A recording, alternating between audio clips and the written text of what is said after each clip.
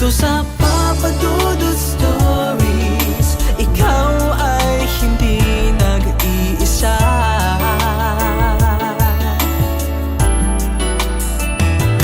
Dito sa Papa Dudut Stories, may nagmamahal sa'yo. Papa Dudut Stories,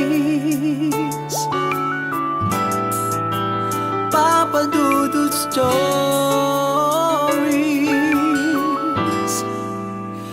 Papa Dudut Stories.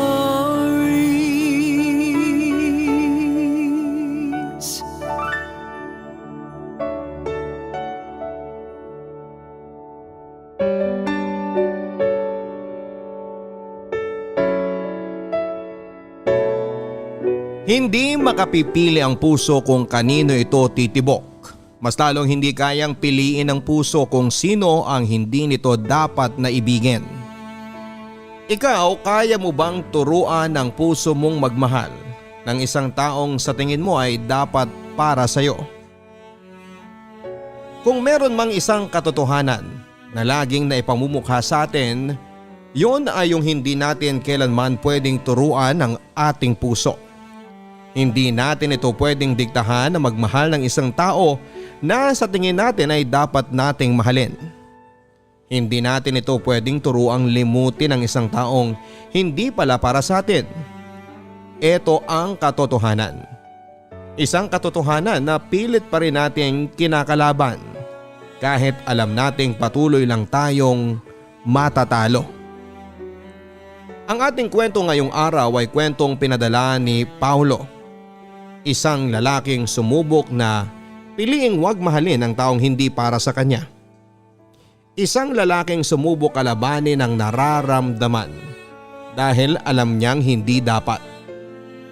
Magwagi nga kaya siya o baka mas lalo lang itong matalo sa katotohanan na hindi nga natin pwedeng turuan ng puso. Dahil oras na gawin natin ito, mas lalo itong nagiging porsigidong piliin at gawin ang gusto nitong mangyari. Handa ka na bang makarelate sa kanya? Minsan ba sinabihan mo na ang puso mong huwag magmahal ng taong hindi dapat? Ano ang naging sagot sa'yo? Nanalo ka ba o ang puso mo? Si Paulo kaya, sino ang nanalo sa kanyang kwento? Dear Papa Dudut, hindi naman masama ang magmahal. Minsan mali lang talaga ang napipili nating mahalin. Magandang araw po sa iyo, Papa Dudut. Ako nga pala si Paulo. Kasalukuyan ay nasa edad na 25 na. Gusto kong ibahagi sa inyo ang aking kwento. Ang kwento ko ay kwento kung paano ako umibig sa hipag ko. Siya si Malaya, mahal ko siya. Kaya ba akong pagbigyan ng Diyos na mapa sa akin siya? 10 taong gulang pa lang ako noon nang makilala ko si Malaya. 25 anyos ito kaedad ng aking Kuya Harold. Naalala ko pa umaga noon nang dalhin siya sa bahay ni Kuya para ipakilala sa amin ni na Mama. Alalang-alala ko pa ang kanyang magandang mukha. May hawigan ito noon kay Sanya Lopez. Morena ito at may katangkaran. Mas matangkad nga ito kay Kuya. Nakita ko noon kung gaano nahirapan si Kuya na akbayan si Malaya habang pinapakilala noon sa aming magulang. Pinagmasdan ko ang aking mga magulang habang pinapakilala ni Kuya si Malaya. Alam kong bata pa ako noon, pero alam ko at ramdam ko na hindi nila gusto si Malaya. Hindi dahil sa masama ang ugali niya, kundi alam nila na tulad ni Kuya, magiging palamunin din noon sa bahay si Malaya. Wala kasi noong trabaho si Kuya at umaasa lamang ito noon sa aming mga magulang. Batugan siya kaya naintindihan ko kung hindi naging mainit ang pagsalubong nila kay Malaya. Mula noong araw na yon, Papa Dudut, naging parte na ng aming bahay si Malaya. Nagtana na kasi sila ng aking Kuya. Tuwang-tuwa ako. Ang gaan kasi ng pakiramdam ko kay Malaya. Nakadagdag pa ang angkin nitong kagandahan. Naging crush ko siya at inaamin ko yon. Hindi naman masamang magkagusto sa kanya kahit hipag ko siya. Iniisip ko noon na hindi ko naman siya aagawin sa kuya ko. Iniisip ko na rin na hindi naman ako magugustuhan ni Malaya. Sino ba naman kasi ako nung panahon na yon? Patpating bata lamang ako, madalas sa sipunin at hindi pa maayos ang buhok ko. Hindi rin ako mahilig maligo at madalas ay may mantsa ang aking mga suot. Pakiwari ko ay kahibangan kung iisipin kong pwede akong magustuhan ng hipag ko. Inis na inis ako noon sa aking Kuya Harold. Hinahiya ako nito sa harapan ni Malaya. Dahil doon ay hindi ko na nilapitan pa si Malaya. Iniwasan ko ito at sobrang halata nga noon ang pag-iwas ko. Sa tuwing nakakasalubong ko siya ay takbo ako kaagad palayo. Alam ko na gusto niyang lumapit sa akin. Pero hindi ko kaya pang lumapit sa kanya dahil nga sa ginawang pagpapahiya sa akin ni Kuya.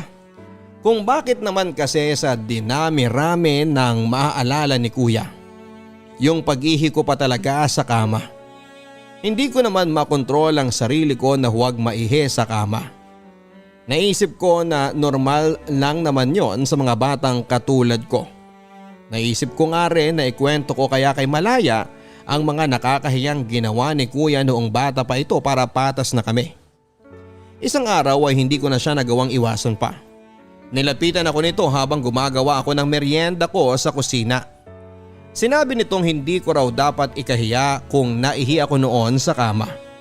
Hindi ako umimik papadudot. Naalala ko pa nga na namula ang magkabilang tenga ko noon. Tatakbo na sana ako noon pero pinigilan niya ako.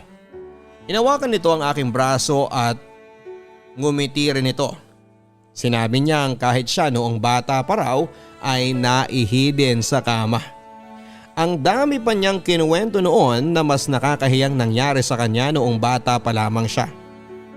Ginawa niya yon para maramdaman kong hindi lang ako ang may nakakahiyang alaala ng pagkabata. Mula nga noon ay naging okay na ulit kami. Mula noon ay mas lalo ko siyang hinangaan. Sa pagdaan ng mga araw, gumawa ako ng magagandang bagay para kay Malaya. Lagi ko itong kinukuhanan ng manggang kalabaw. Naalala ko pa na dinadayo ko pa noon ang bahay ng aking kaklase na may puno ng manggang kalabaw. May puno naman kami ng mangga dati, pero mas maasim kasi yung sa kaklase ko. Mas gusto kasi ni Malaya yung ganon.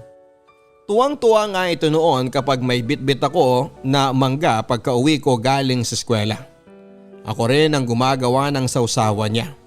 Toyo na may siling durog. Hinihigo pa niya ang sausawan kapag naubos na niya ang mangga. Tuwang-tuwa akong pinagmamasdan siyang nasasarapan sa mangga. Kaya naman bukod doon ay marami pa akong ginawang magandang bagay para sa kanya. Naisip ko kasi dati mas lalo itong magiging magiliw sa akin kung magiging mabuti ako sa kanya. Ako noon ang nagsasamsam ng kanyang mga nilabhan. Samantala hindi na ako tumutulong noon sa pagtutupi dahil hindi naman ako marunong. Sinasamahan ko lang siya habang nagtutupi ng mga nilabhan nitong damit nila kuya. Ako naman noon ang tagabalik ng mga ipit at hanger sa lagayan sa kusina. Pinagpapainit ko rin siya ng tubig sa takore para panligo niya. Hindi kasi siya pwedeng maligo noon ng malamig dahil nagsusugat ang kanyang balat. Dati rin ako ang nagtitimpla ng kanyang juice kapag nanonood siya ng paborito niyang teleserye sa hapon. Sinasamahan ko siyang manood noon kahit na hindi ko naiintindihan ang palabas. Gusto ko lang siya na makasama. Ang ganda kasi talaga niya, tapos mabait pa. Hindi nila alam papadudot na narinig ko ang lahat ng kanilang naging usapan. Galit na galit ako noon sa kuya ko. Hinayaan kasi nitong umalis si Malaya at naaalala ko pa na sa kwarto nila si Malaya at nag-iimpake ng damit. Umalis si kuya matapos ang argumento nila. Nilapitan ko noon si Malaya at sinubukan ko na hawakan ang kanyang mga kamay. Nakita ko nito at pinalapit niya ako sa kanya. Sinabi niya sa akin na magiging tito na raw ako. Pero sinabi rin niya na huwag ko raw ipagsasabi kahit sa magulang ko dahil ayaw ng kuya ko. Tumango lamang ako papadudot. Gusto ko siyang pigilan noon. Gusto kong sabihin sa kanya na huwag na siyang umalis. Gusto kong sabihin sa kanya na handa akong tulungan siya sa pagpapalaki ng kanyang anak pero hindi ko yon nasabi. Niyakap ako nito bago siya umalis ng bahay. Lungkot na lungkot ako noong umalis si Malaya. Hindi nalaman ng magulang ko noon na buntis na ito. Sinabi lang ni Kuya dati na bumalik daw ito sa kanila para alagaan ng nanay nitong lumpo. Naniwala naman ang mga magulang ko. Inis na inis ako noon kay Kuya. Napakasinungaling nito. Inisip ko na kung ako lang ang nakabuntis kay Malaya, hindi nito kailangang umalis. Kung ako nakabuntis kay Malaya ay gagawin ko ang lahat para mabigyan sila ng magandang buhay. Naisip ko rin na sana ako na lang si Kuya para napanindigan ko siya. Di sana kapiling pa namin noon si Malaya. Akala ko habang buhay ko nang hindi makikita si Malaya, Papa Dudut, nagkamali ako. Makalipas kasi ang ilang linggo ay nalaman ko na lang na sinundo ni Kuya si Malaya sa bahay nila. Tuwang-tuwa ako noong nakita kong pumasok sa pintuan si Malaya. Ako nga noon ay ang unang lumapit sa kanya para yakapin siya. Doon na rin nila inamin na buntis nga si Malaya. Tulad ng inaasahan ni na Kuya, hindi naging maganda ang pagtanggap ni na Mama sa balitang yon.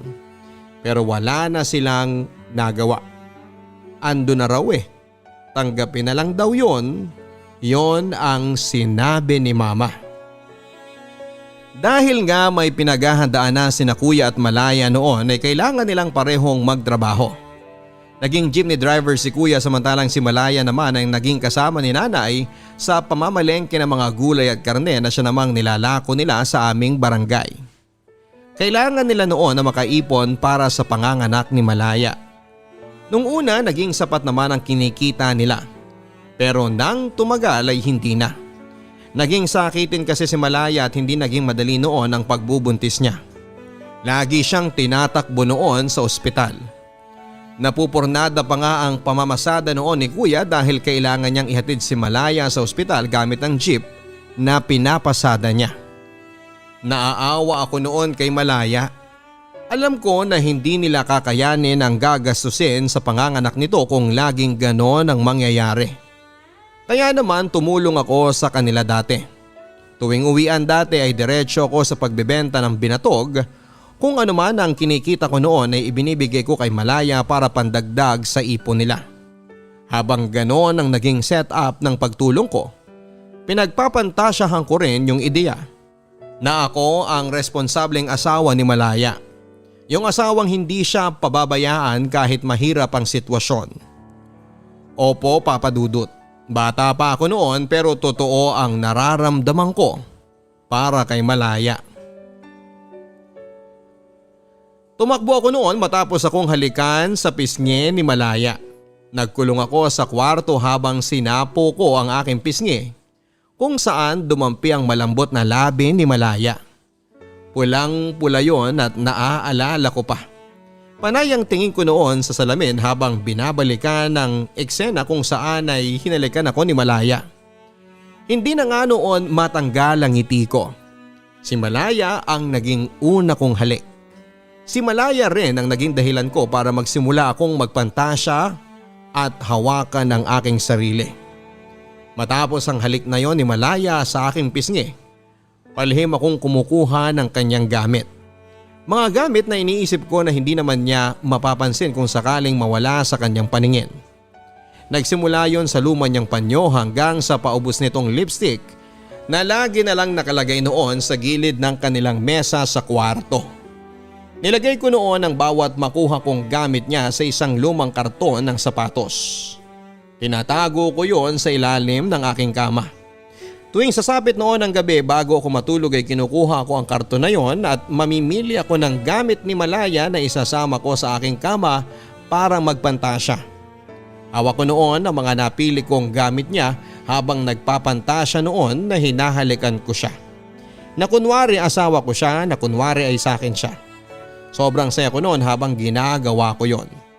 At kapag natapos na ako, agad-agad akong makakatulog noon habang hawak ko ang gamit niya. Akala ko noon ay hindi ako mahuhuli sa ginagawa ko. Pero nagkamali ako dahil sa pagiging pakialamero ng aking kuya. Pumasok ito noon sa aking kwarto habang tumutulong akong maghugas sa mga bentang gulay ni na mama.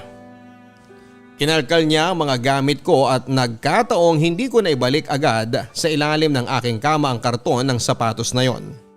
Nakita ito ni kuya at agad akong kinumpronta. Umalis ako noon ng bahay sa sobrang hiya. Ayoko na nga noon bumalik. Napaamin ako ng hindi oras kay Malaya at panayang suntok ko noon sa ulo ko.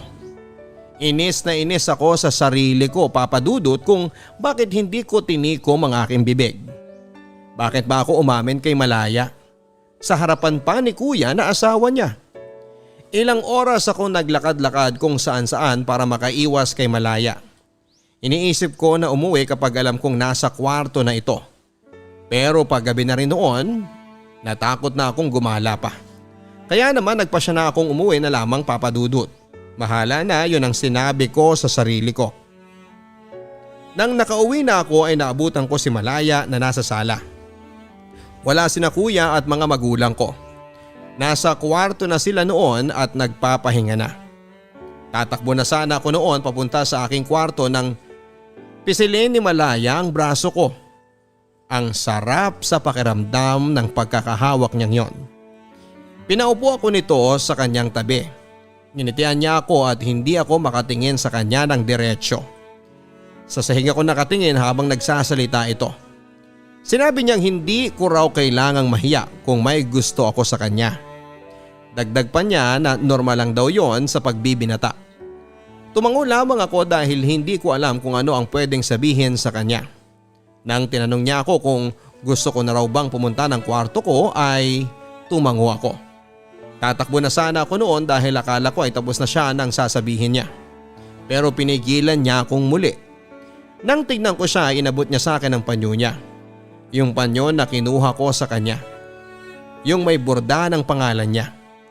Tumingin ako sa kanya at nagtanong ang aking mga mata.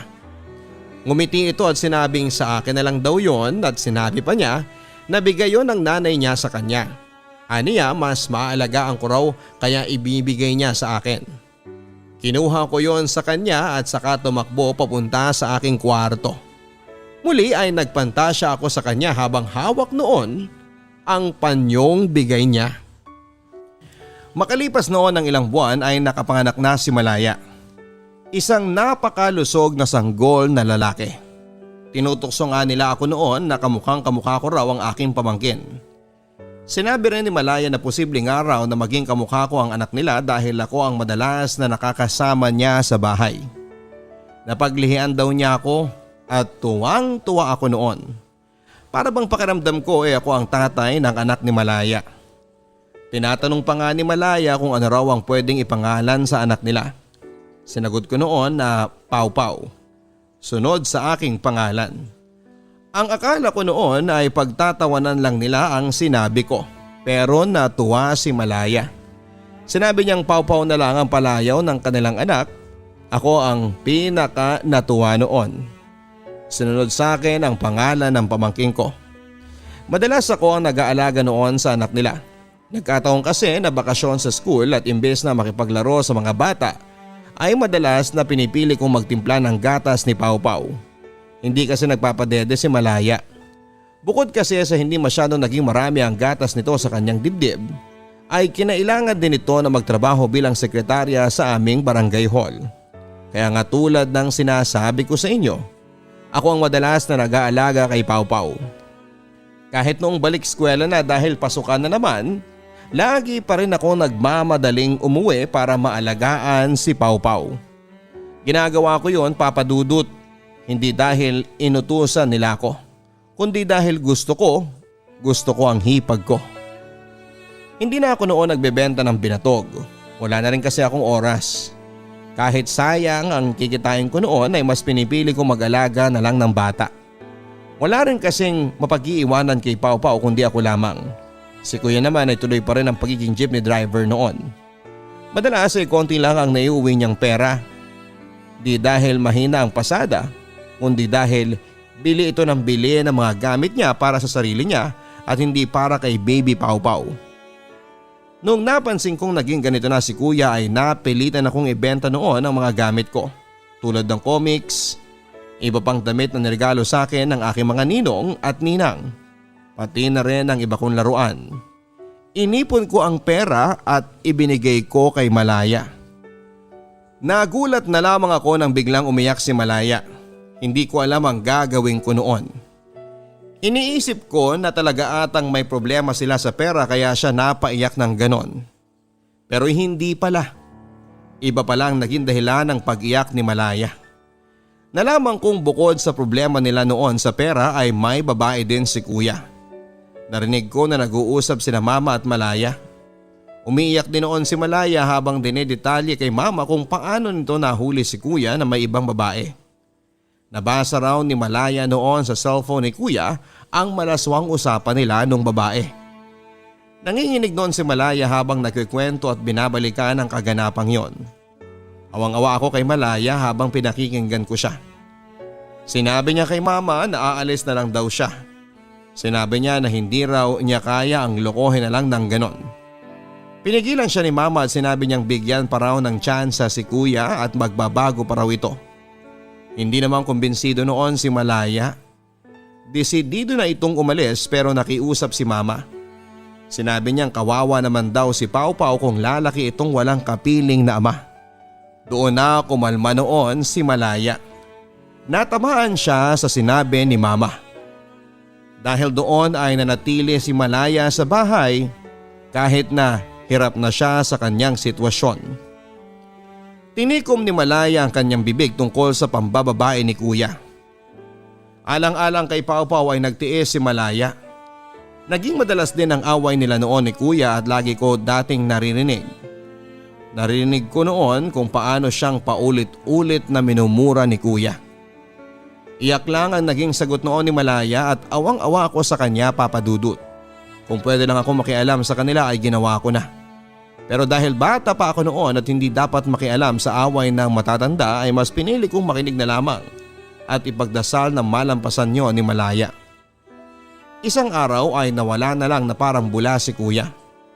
Nalaman namin na sumama na ito sa kanyang babae. Panayang iyak noon ni Malaya at aalis na sana talaga siya sa bahay namin pero pinigilan siya ni mama. Ang sabi ni mama kahit wala na si kuya, dapat manatili pa rin si Malaya sa bahay dahil parte na siya ng pamilya namin.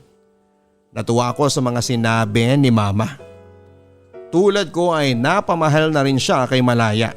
Sino ba naman kasing hindi magmamahal kay Malaya? Napakabait nito. Hindi ko talaga alam kung bakit nagawa ni kuya ang mga bagay na yon kay Malaya. Naisip ko nga noon, Papa Dudut, na sana ay may switch button ng puso para matigilan na ni Malaya ang pagmamahal niya kay kuya. Naisip ko rin na baka makatulong din sa akin ang switch button na yon para tumigil na ang nararamdaman ko para sa kanya. Papa Dudut, habang tumatagal ay lumalaki ang pagmamahal ko kay Malaya. Alam kong bata pa ako noon pero sigurado na ako sa nararamdaman ko. Hindi nga yon nawala hanggang sa pag-abante ng edad ko. Mas lalong napapamahal ako sa kanya dati habang tumatagal dahil mas naging malapit kami noon sa isa't isa. Dahil wala na nga noon si kuya sa buhay niya. Ako na ang humahalili para alalayan siya sa maraming bagay. Tumayo ako na parang batang ama sa kanilang anak na si Pau Pau. At masasabi ko noon na wala akong ibang gustong sitwasyon kundi ang maging pamilya kaming tatlo ni na Malaya. Sa aking pagbibinata, wala akong ibang naging gusto kundi si Malaya lang. Siyempre hindi ko yon sinabi sa kanya. Bukod sa alam kong torpe ako ay alam ko rin na hindi magandang tignan. Naging asawa siya ni kuya, nanay siya ng pamangkin ko. Tinago ko noon ang nararamdaman ko at wala akong naging balak gawin para malaman niya ang nararamdaman ko para sa kanya. Tuwing nag-uusap kami noon kung may babae na ba akong natitipuhan ay panayang iwas ko. Hindi ako magaling magsinungaling at alam kong konting udyok pa ni Malaya ay mapapaamin ako. Wala akong naging karelasyon noon at parehas kami ni Malaya. Tinatanong ko siya kung bakit hindi pa siya makipagrelasyon. Sinabi naman ni na mama na pwede naman siya magkaroon ng ibang boyfriend para maging masaya naman daw siya. Pero umiling lang noon si Malaya. Hindi rin ito nagbigay ng sagot sa akin. Kami na lang ang nag-iisip na baka na-trauma na ito sa ginawa ni kuya sa kanya dati.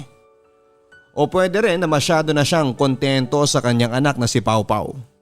Kaya hindi na nito noon kailangan pa ng pagmamahal ng ibang lalaki. Nakuha ko ang totoong sagot kay Malaya kung bakit wala pa siyang nagiging karelasyon noon. Kung bakit hindi pa rin ito magawang magmahal ng iba. Mahal pa rin niya si kuya. Hindi man niya aminin noon ay ramdam ko yon. Rinig ko yon. Rinig ko ang paimpit niyang iyak dati, gabi-gabi yon at walang palya. Gustuhin ko man nakatukin siya para aluin ay hindi ko yon ginawa.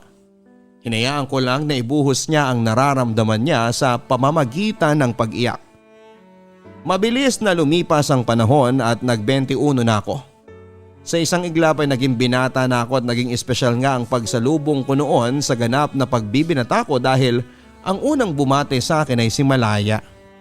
Naalala ko pa na sinalubong ako nito isang gabi. May hawak siyang cupcake noon na nabili niya bilang merienda ni Pau Pau. Sa cupcake na yon ay tinusukan niya ito ng maliit na birthday candle. Pamilyar ang kandilang yon. Kandila yon noong unang kaarawan ni Pau Pau.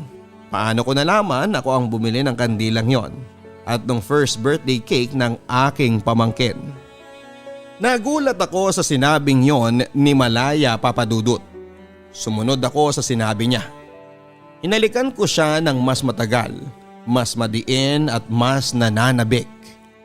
Sumabay siya sa bawat paghaliko hanggang sa may pagkukusa na noon ng aming mga paa na magtungo sa aking kwarto para ituloy ang hangganan ng halik na yon.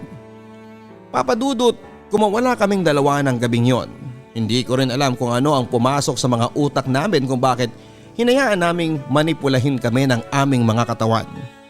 Sa huli ay may nangyari sa aming dalawa isang bagay na sinabi ni Malaya na pinagsisisihan niya. Habang nagbibihis noon ay sinabi ni Malaya na hindi raw dapat nangyari yon sa amin. Pilit ko siyang kinukumbinsi noon na hindi niya dapat pagsisihan ang nangyari sa aming dalawa. Sinabi kong gusto ko ang nangyari. Tinatanong ko kung nagustuhan niya rin yon, hindi siya sumagot. Hindi ko siya hinayaang makaalis ng kwarto hanggat hindi kami nakakapag-usap na dalawa. Nakita ko ang pagkakataon na yon para aminin sa kanya ang tunay kong nararamdaman. Sinabi ko na matagal ko na siyang mahal. Sinabi ko rin na handa akong maging ama kay Pau Pau. Umiling lang si Malaya. Masyado siyang natatakot sa sasabihin ng magulang namin. Naisip ko noon na tama naman siya at hindi nga naman maganda kung pareho kaming magkapatid na tinuhog niya. Hindi ako tumigil noon na kumbinsihin si Malaya at sinabi ko sa kanya noon na pwede naming subukang dalawa kahit na palihim. Hindi siya umimik. Mukhang nagustuhan niya ang sinabi ko. Sa huli ay pumayag naman ito. Pero sinabi niya sa akin na wala raw assurance na mahuhulog siya sa akin. Sinagot ko siya at sinabi ko na hindi ako takot sumugal. Nilihim nga namin ang relasyon namin, Papadudut. Laging may nangyayari sa amin tuwing wala si na mama. Sa tuwing gabi kung kailan tulog na sila. Naging maayos naman ang simula namin at naramdaman ko na nahuhulog na si Malaya sa akin. Pero hindi lang niya maamin. Bumalik si Kuya Harold na para bang wala lang. Na para bang namalengke lang siyang saglit. Nainis ako noon na pinaghandaan pa siya ni Malaya na makakain niya. Panay ang hawak ni Kuya sa kanya kahit panay noon ang ilag ni Malaya. Dahil hindi ko na kinaya ang nakikita ko ay umalis ako. Hindi ko rin siguro kaya na marinig kung ano man ang mapag-uusapan nila ng mga oras na yon. Ayokong marinig na sabihin ni Malaya na mahal pa rin ito si Kuya Harold. Ayos na kami nun eh. Kung bakit kasi bumalik pa si Kuya. Nang umuwi ako matapos kong magpahangin ay nadatnang ko si na Kuya. Si Malaya at ang mga magulang ko sa sala. Nakita kong hindi masaya ang mukha ng mga magulang ko pero tinanggap na lang nila na bumalik na si Kuya. Naisip nila na ayos na rin daw para may ama ang apo nila. Nagalit ako ng palihim, lalo na noong naramdaman kong umiwas na noon sa akin si Malaya. Naisip ko na baka nga nagkabalikan na silang dalawa. Alam ko na talo ako, may anak silang dalawa. Ako naman ay kaulayaw lang noon ni Malaya tuwing gabi at malungkot siya. Umiwas na rin ako kay Malaya at naisip ko na para rin ito sa ikabubuti ni Pau Pau.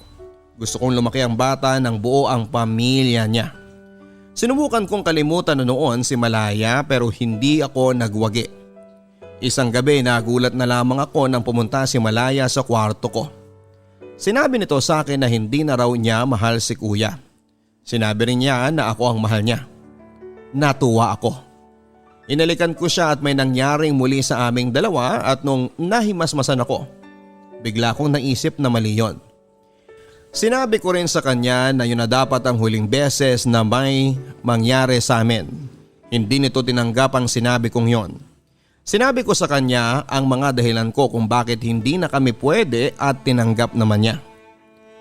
Papadudot, masakit man pero pinabalik ko siya sa kuya ko. Sobrang sakit dati pa na makita sila na magkasama. Pero kailangan ko yung tiisin hanggang isang araw ay nalaman naming buntis muli si Malaya. Naisip ko na maganda na rin yon para may dahilan ako para kalimutan siya pero hindi pala. Dahil ako ang ama ng ipinagbubuntis niya. Nag-usap kaming dalawa at sigurado raw siya na sa akin yon. Sinabi ko sa kanya na kung pwedeng ipaako na lang niya kay kuya ang ipinagbubuntis niya dahil yun naman ang naisip kong dapat.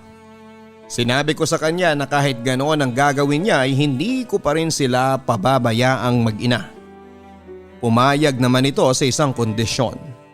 Sinabi niya na ipagpatuloy pa rin daw naming dalawa ang lihim naming relasyon, Papa Dudut.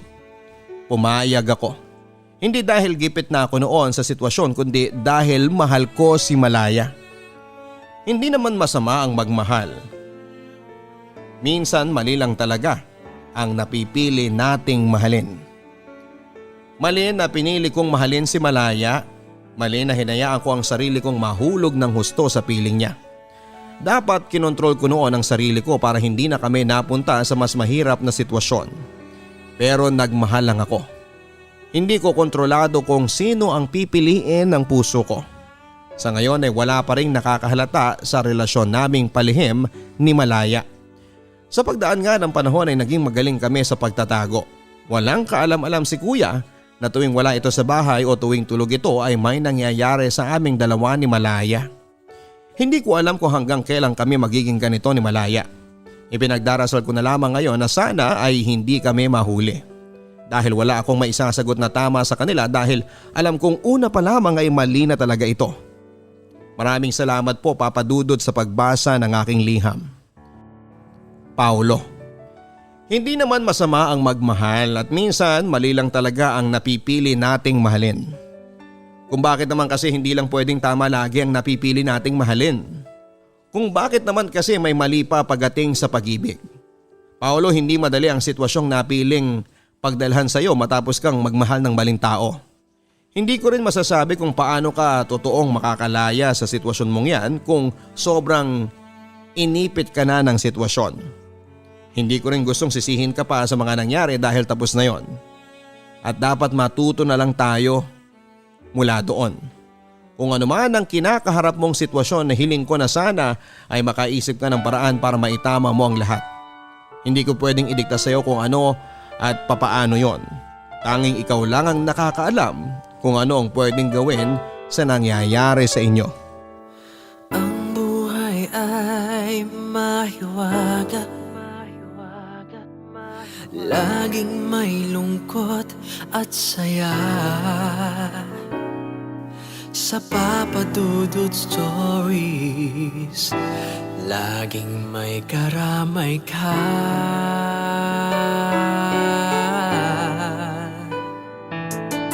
Mga problemang kay bigat, dito ay pakikinggan ka. Sa Papa Dudut Stories, kami ay iyong kasama. Dito sa Papa Dudut Stories, ikaw ay hindi nag-iisa.